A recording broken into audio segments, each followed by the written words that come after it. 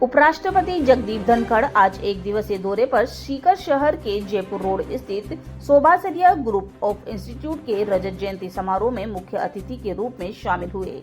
समारोह के दौरान उनकी पत्नी सुदेश धनखड़, डिप्टी सीएम तथा तकनीकी एवं उच्च शिक्षा विभाग मंत्री प्रेमचंद बेरवा, यूडीएच मंत्री झाबर सिंह खर्रा, राज्यसभा सांसद घनश्याम तिवारी और पूर्व सांसद सुमेधानंद सरस्वती भी मौजूद रहे। उपराष्ट्रपति धनखड़ सहित अतिथियों ने संस्था परिसर में एक पेड़ मां के नाम अभियान के तहत पौधारोपण किया।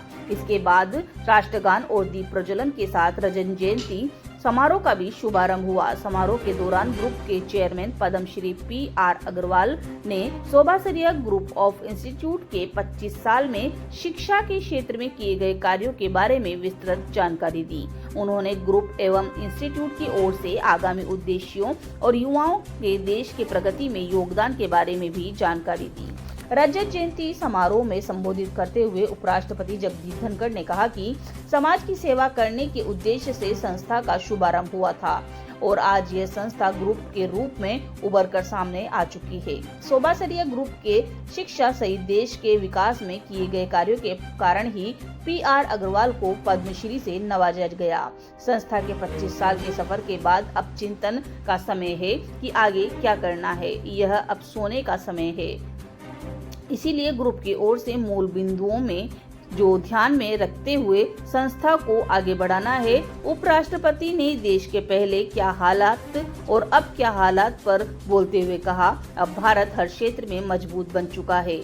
जहां पहले देश दुनिया की हिलती डुलती 5वीं अर्थव्यवस्था के रूप में था तथा वही आज आर्थिक स्थिति में देश काफी मजबूत के साथ आगे बढ़ चुका है। देश की प्रगति का आधार देश की शिक्षा और नई टेक्नोलॉजी पर आधारित है। आज समाज में बड़ा बदलाव और कई स्थायी बदलाव शिक्षा से ही हो सकता है। उन्होंने शिक्षा के व्यापारीकरण पर बोलते हुए कहा कि पहले गुरुकुल में निस्वार्थ भाव से उच्च शिक्षा दी जाती थी, तो वहीं आज शिक्षा व्यापार बन चुका है, जिसे हमें बचाना है। उन्होंने कहा, रिसर्च देश के उद्योग धंधों व इंडस्ट्री को मजबूती देता है, वहीं देश की आर्थिक स्थिति को भी मजबूत बनाता है। उन्होंने अपील करते हुए कहा कि शिक्षा में जो भी लगाया जाए उसका शिक्षा के क्षेत्र में ही उपयोग हो। पहले लोग सोचते थे कि समाज में हम रहते हैं हम किसी तरह से कर्ज चुकाना है। अब चिंता का विषय यह है कि हर काम को लाभ के चश्मे से देखा जा रहा है। युवाओं की विदेश में पढ़ाई करने पर बोलते हुए कहा, जहां बच्चे शिक्षा ग्रहण कर रहे हैं, जो संस्थाओं की जिम्मेदारी है कि बच्चों को विदेश कॉलेज और वहाँ की बारे में सही जानकारी दें। उन्होंने कहा, युवा कुछ नौकरी के पीछे ही भागते हैं, लेकिन इस कई अन्य क्षेत्रों में प्रतिभाओं की काफी आवश्यकता है। इसीलिए युवा शिक्षा ग्रहण करने के बाद नौकरी के अलावा भी अन्य सेक्टर में जाने का प्रयास करें।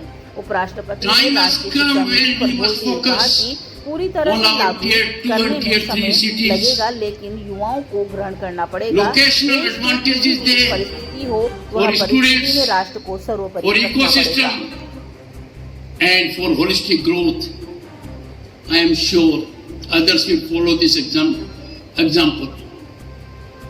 मेरी दृढ़ मान्यता है, मेरा अटूट विश्वास है कि समाज में बड़ा बदलाव, समाज में स्थायी बदलाव, समाज में समानता, समाज में विषमताओं को कुंठित करना, इन सब का काम एक ही माध्यम से हो सकता है और वो शिक्षा के माध्यम से। It is